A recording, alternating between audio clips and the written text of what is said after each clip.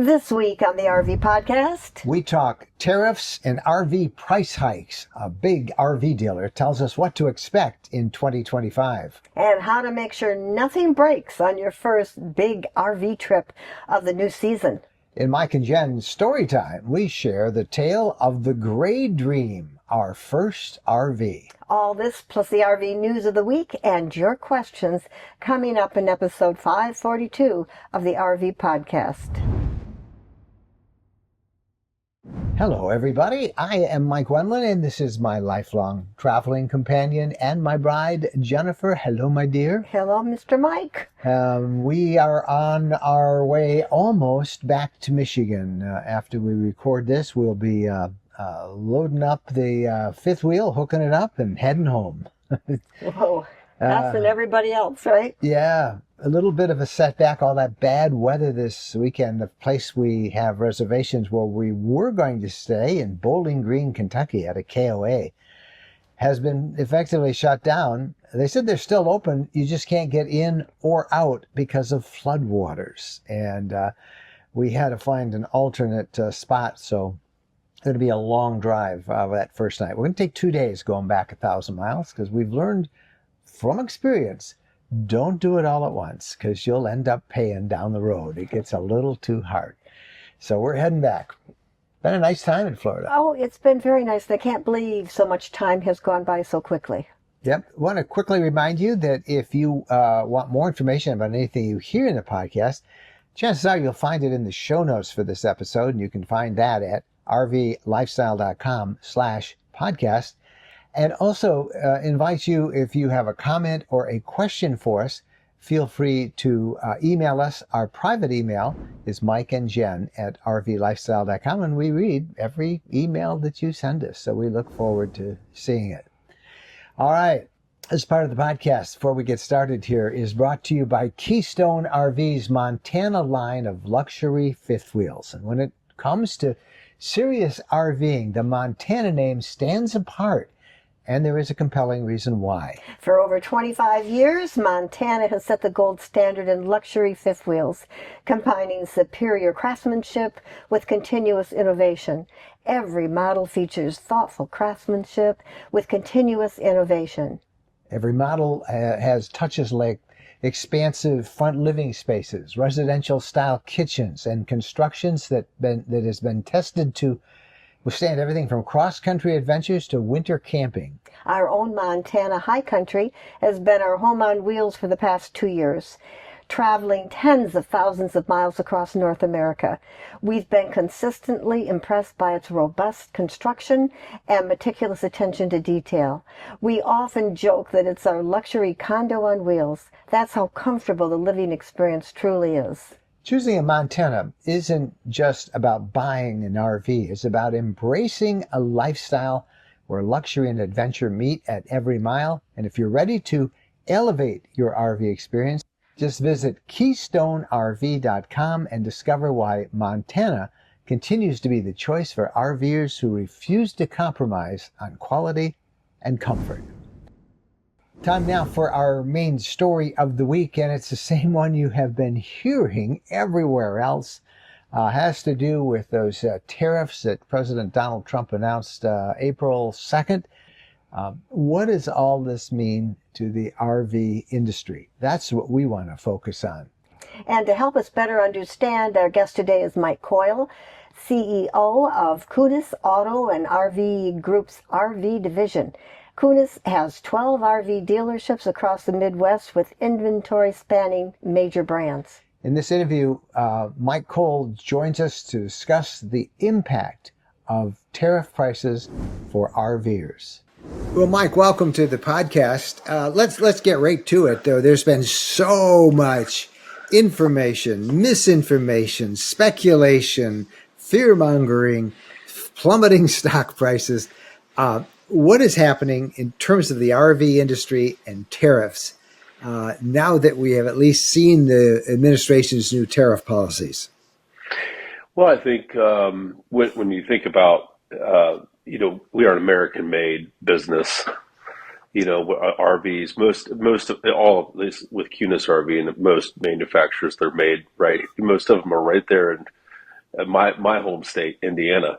Obviously, most of my dealerships are in Illinois and Wisconsin.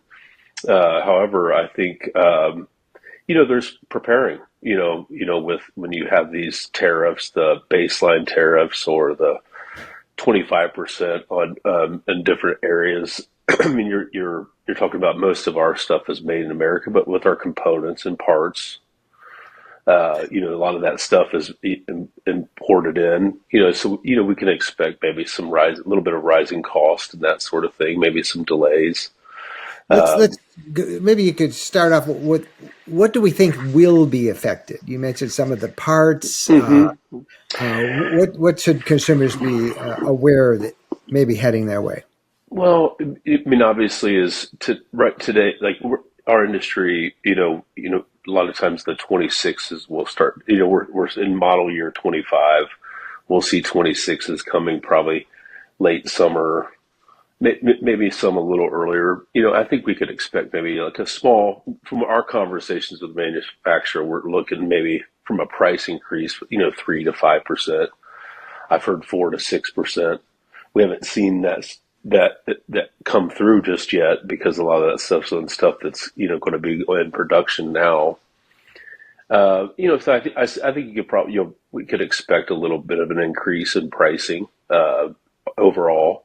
And again, most of the manufacturing is done right here in our country. That there's no tariffs for that.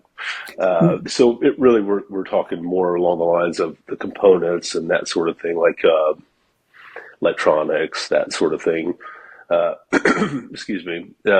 So I think that's one. So obviously, whether it be RV repair, an increase in parts, I would anticipate maybe a little delay in some of that. You think about like when COVID came around, there was this huge demand supply issue. So as things, are as the demand, I would imagine, stays nearly the same, but there becomes a little bit of a supply. So you might see an increase in or delay in parts actually getting there and that sort of thing. So I mean, I think all we would speculate is maybe some increase in pricing on the new model stuff that's coming in. However, a lot of times in that case, what you see is used prices go up a little bit, so like trade-in values and that sort of thing. So I think we could also anticipate maybe some delays. Right now, most of the dealers in Kuhn's RV, for example, your inventory that you're selling right now is not subject to any of this stuff because it's already here. Is that That's correct? right. That's right. That's right. So any increase would be on the stuff that you get in the 26 model year. Yeah, we would anticipate exactly. So we have today, like we order. As we look at an entire year, we sort of our strategy as things come. So we still have inventory that will be coming. That's 25s and even 26s that will still not be subject to that possible increase in price. And again, this is all just through conversation.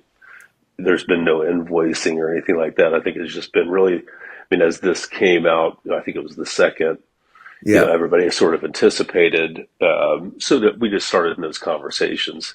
I know most of the manufacturers in our industry are obviously that, the more that they can source locally, and they've been, I know, working hard to make sure that they can, prepare for the demand. I think it will have a lot less impact on us than a lot of other industries because we are American made outside of the components that we bring in. And Just not to all the put components are, imported in. just to kind of put this in perspective, on any given year, what is the average price increase? Well, I mean, it's been that way. I mean, 1 or 2%, and really outside of 2024, which was, I would say, the first. I've been in the industry since 2011, and I think that was the very first time we saw deflationary pricing. A lot of that was, came from after the COVID years and supply and all that. So that was the first time we saw that ever. outside of that, it's typically like you're saying, it's a typical 1-2%, sometimes even more, depending on the manufacturer. So whatever best thinking right now is, in your thought, you said I think 3 to 5% at the most, 3-4%. You thought? Yeah. I've had some manufacturers tell us, and we deal with A tier manufacturers. Maybe 4 to 6%, 3 to 5, so somewhere in that range. Okay. I would think.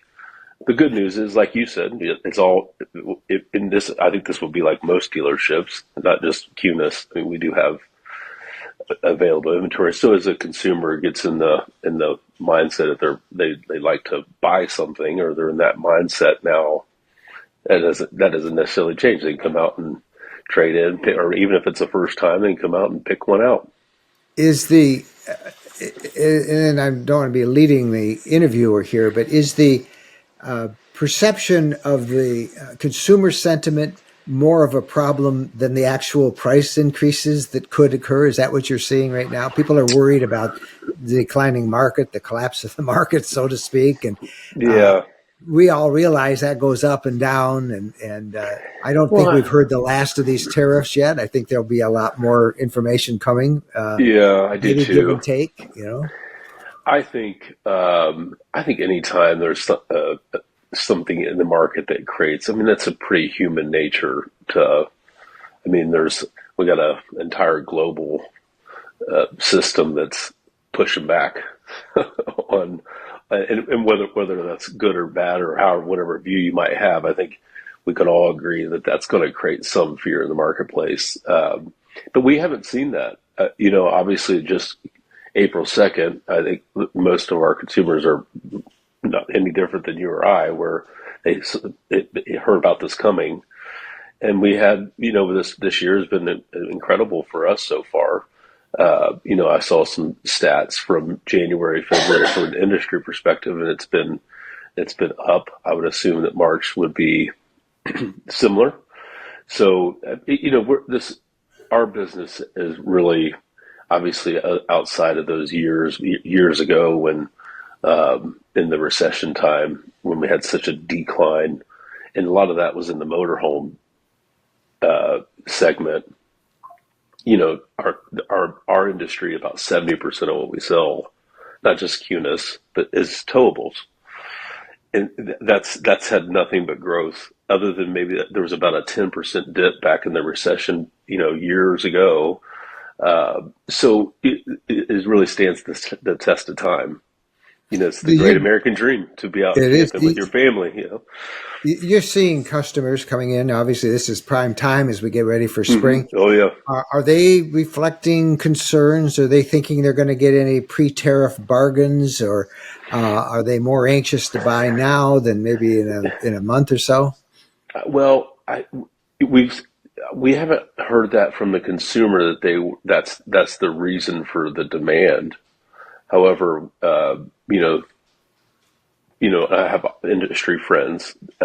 Before I came to CUNIS, I worked at a really big group as a market leader for them, and so and I think they're experiencing some increase as well. So we haven't heard that from the customer at this point. I think it'll be more on the dealerships, and that might be a good time to advertise that if there's an opportunity, to put that into the marketplace. Because if there is going to be a little bit of an increase, this would be a good time to come in and pick one out if you are going to be buying one. So, but we haven't heard that up to this point. Well, that's good to know. We've heard some scattered reports. We saw an email the other day. Somebody said their dealer was advertising, had already marked up prices because he said he's paying the tariffs, which on inventory he's already had. I Yeah, suppose some of the more opportunistic folks may try and yeah, take yeah, advantage of that. But yeah. CUNIS are, we have a big group. We have over 40 locations. We have 12 in the RV division. And the owner, Greg, he's an incredible guy, and his family. but it's faith, love, and giving back. I mean, so not that we're obviously retailers, and our job is to figure out how to sell inventory. But the main thing is we take care of our people, take care of not only our people that work for us, but the people that buy from us. And so, I mean, we certainly will, we're competitive in our pricing, but I don't know that we necessarily are going to come up with a pre-tariff like advertising campaign. Well, but I'm sure that will be a bit out there. yeah, it's already out there. I know. Yeah. Last question, just looking at the market. This is always a big time for people to shop, and they're all thinking about summer. Is this a buyer's market, a seller's market, or are we kind of even up for a while? No, I think this is definitely a buyer's market.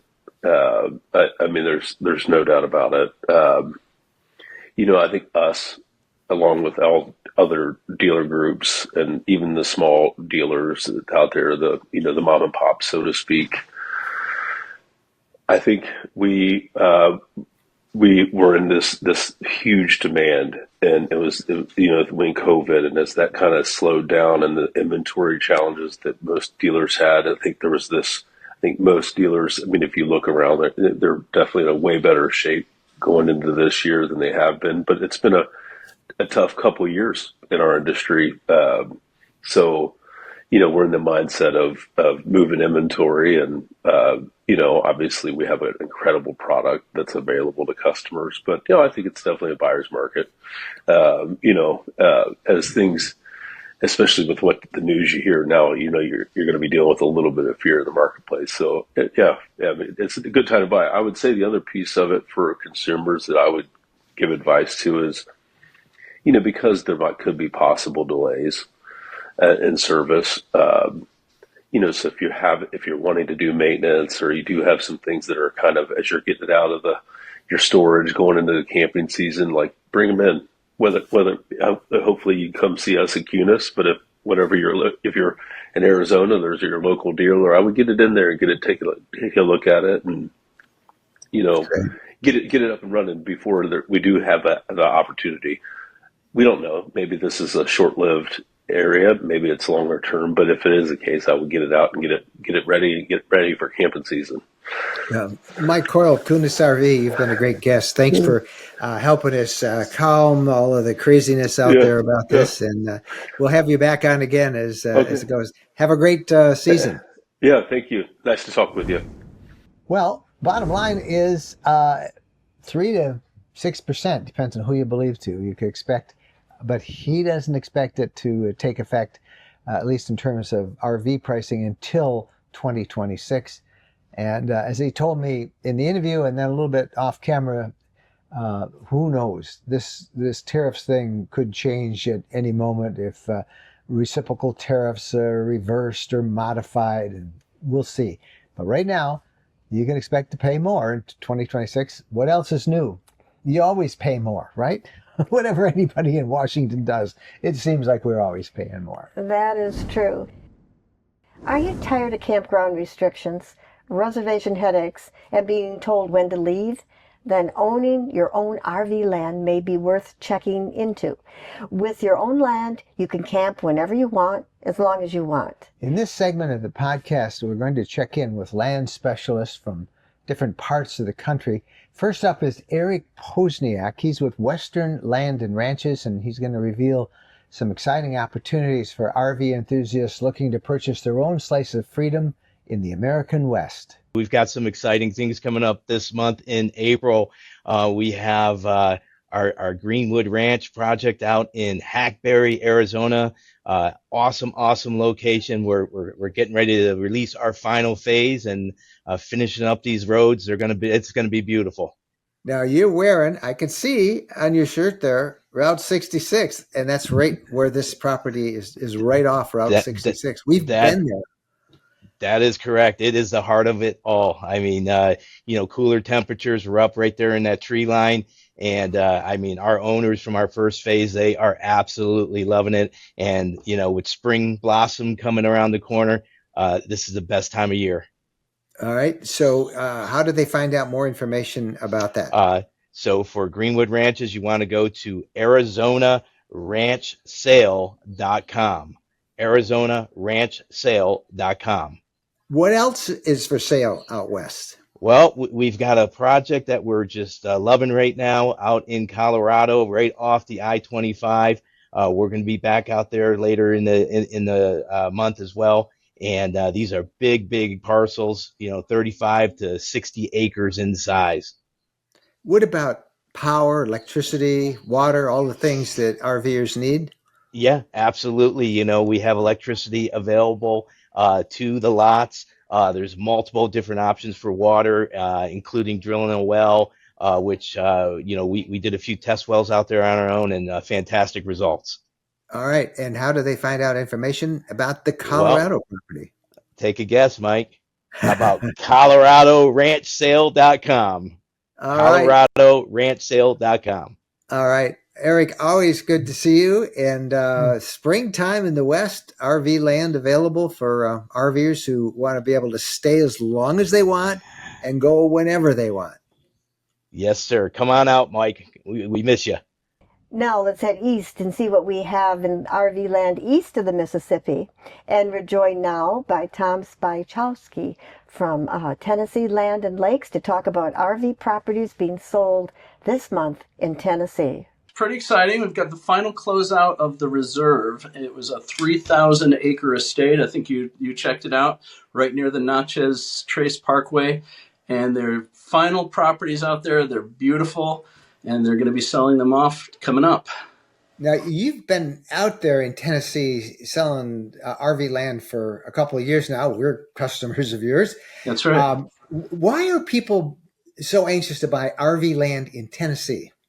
Well, there's a variety of reasons. RV in particular, it's you can't do what you want with your property in so many places, so many states. In Tennessee, in certain parts of Tennessee, they'll let you do what you want, and especially being this close to Nashville has been important. Usually if you can do what you want, you're so far out of the market, but this is near Music City. So people are buying it just Tennessee is a great place to be. You've got 0% state income tax. You've got job growth. There's a lot of economic activity going there. It's a hands-off government. The people are just tired. And lately, I've been hearing this. People are just tired of the whiplash that they're getting on Wall Street, and they want to put their money into something real. They're buying, so that's why it's called real estate, right? And this has been an amazing project, huge success. People are doing some incredible things with their RVs up there. You can build what you want, little casita, just your RV. Great trails throughout and a beautiful 3,000 acre right in the middle of horse country. Couldn't be better. And in Nashville and the big city, just a couple hour drive away for an evening out and then back to peace and quiet. And Tennessee, it's got way more than that. It's such a beautiful place, and there's so many sights to see. All right, Tom. How do people find out more about this? Where do they go on the web? It's rvlands.net. That's plural, rvlands.net. Thank you so much. Great to see you, Mike. Thanks. I appreciate you. All right. This time at the podcast is ready for our weekly report from Wendy Boyer, who always reports the social media buzz, what RVers are talking about on social media. Hi everybody. Have you ever wondered how to prepare your RV for a long journey to ensure as best you can that nothing breaks along the way? Well, we had a great suggestion on this topic in our private RV lifestyle community group recently, both as a post and as a live virtual community campfire. And there were a ton of great suggestions that were shared, but I would like to tell you about 3 of them in case you're going on a long journey and this can help you. The first suggestion was to take your rig to a mechanic and get a full system check. Just spend that extra little bit of money so the mechanic perhaps can find some things that you wouldn't necessarily know. Second is to do your own personal inspection. Look at your roof, look at the seams, check your slide, look at the water connections, look at everything to see if something looks amiss. And the third one was my favorite, that if at all possible, do a shakedown camping trip for one night at a local campground.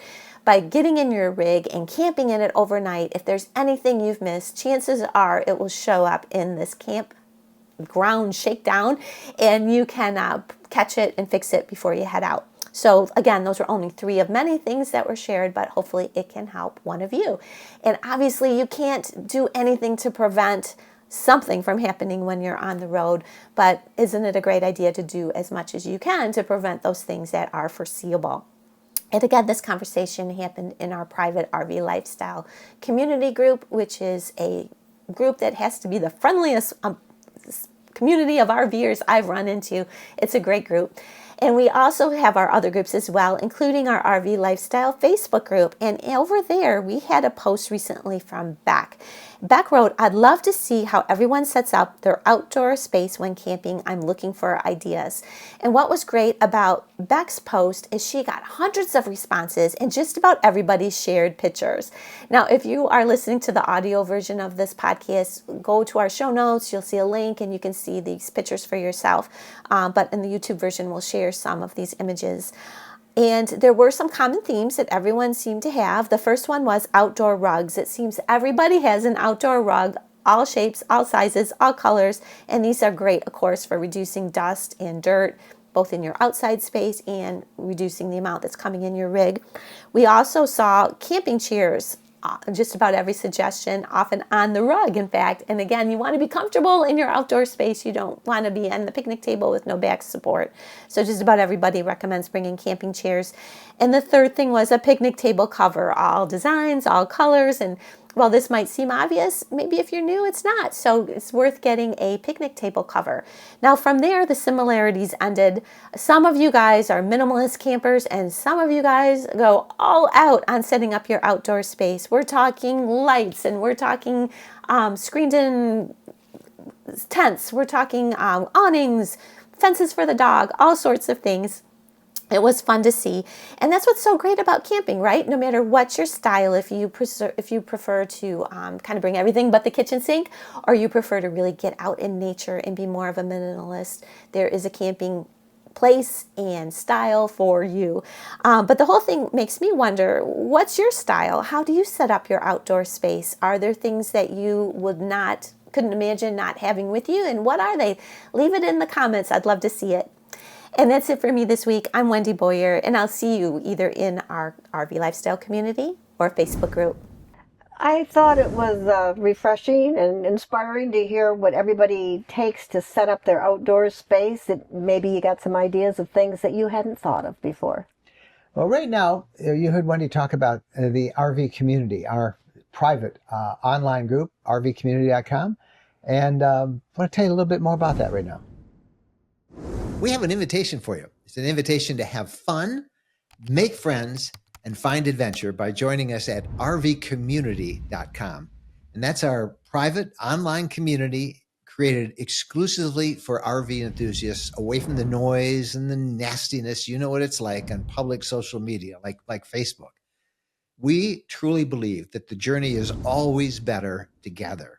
And at rvcommunity.com, you're connecting with RVers who share your passions, from boondocking under the stars to swapping campfire recipes, capturing stunning landscapes through your camera lens, or even traveling with your four-legged co-pilots. With over 24 special interest RV groups, there is a space for everybody. And best of all, there are no ads, no distractions, just real conversations and genuine friendships. But that's not all.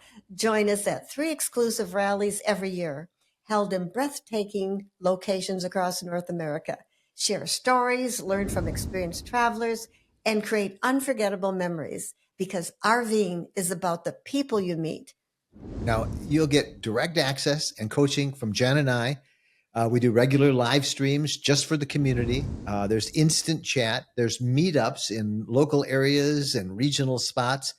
And you're not just joining a community. You're becoming truly part of an RV family. Come check us out at rvcommunity.com for more information. We're all about 3 things: having fun, making friends, and finding adventure. That is how we live every day in the RV lifestyle community, because life's greatest moments happen when you dare to explore.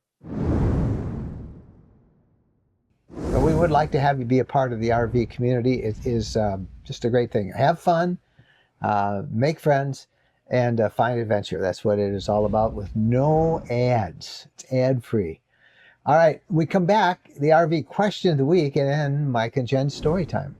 When we're asked what's the most important modification we made to our RV, it's an easy answer. Battle-Born batteries. Battle-Born batteries are quality, safe, reliable lithium batteries that allow us to stay out there off the grid longer. Lithium batteries charge faster, they charge fuller, they're longer lasting, they're maintenance free, and Battle-Born batteries are protected by a 10-year guarantee.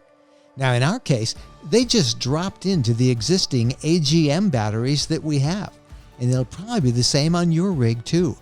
Battle-Born battery experts can get those in your rig just like they did with ours. They can also match you up with the right cabling, the inverter, the charger, the solar controller, everything.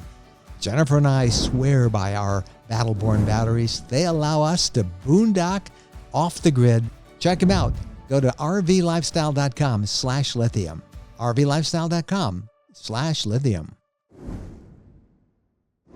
Welcome back, and now it's time for the RV question of the week. And this week's question is from Jody and Brittany, and they ask, our RV has a water filter inside where the water comes into the coach. Should we still put an inline filter at the outdoor spigot as well? Well, that's a good question, but whether you should add an inline filter at the outdoor spigot, it depends on a couple of factors. In general, though, it is not really necessary. If your RV already has a good water filter installed, where the water enters the coach, inside the coach like that, an internal filter, you can be confident. I mean, that filter is designed to handle the bulk of water purification. It removes sediment and contaminants and usually bacteria or odors, depending on its specs.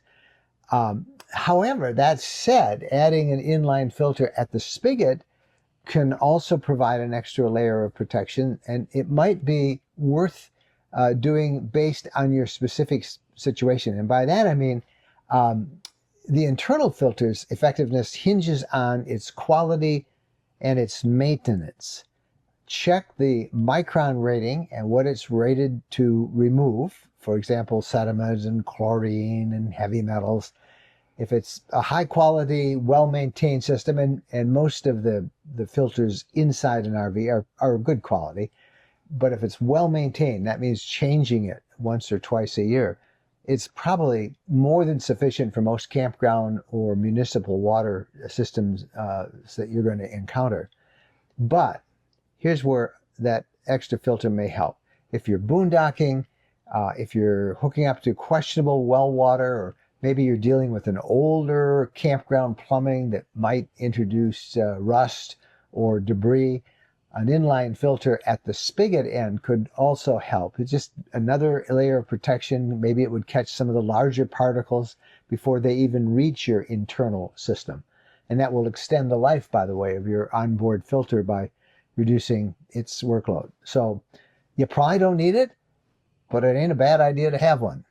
I hope that helps. All right. I think I would have one. Yeah. It just will make your indoor one last longer. We've had bad water even with the filter, with one filter. And we've I can't say we got really sick, but it just didn't, there's just something wrong with it. We try to drink bottled or purified water as often as we can, that we bring along with us or run through a filter, one of the filtering systems. You know what time it is? It's time for Mike and Jen's story time. And the title of this one is Our Gray Dream. And this is really the RV that started us off on all of our RV lifestyle adventures. And looking back at how we got this first RV we had, which was a camper van, it still makes us laugh. It was back in 2012, and we had been dreaming about hitting the road for years. But me, maybe more than Jen, right? Well, you were dreaming more than I was, and I was actually pretty skeptical at first. I gave Mike 1 year. Then, if we didn't like the RV lifestyle, we would sell it. But after our first trip, I was completely hooked. Yep, you were an easy sell. I was. Once you experienced it. We had spent, to find that RV, we had spent weekends scrolling through RV websites, and I was imagining all the places we could go and trying to get Jennifer all excited about it. It was almost an obsession.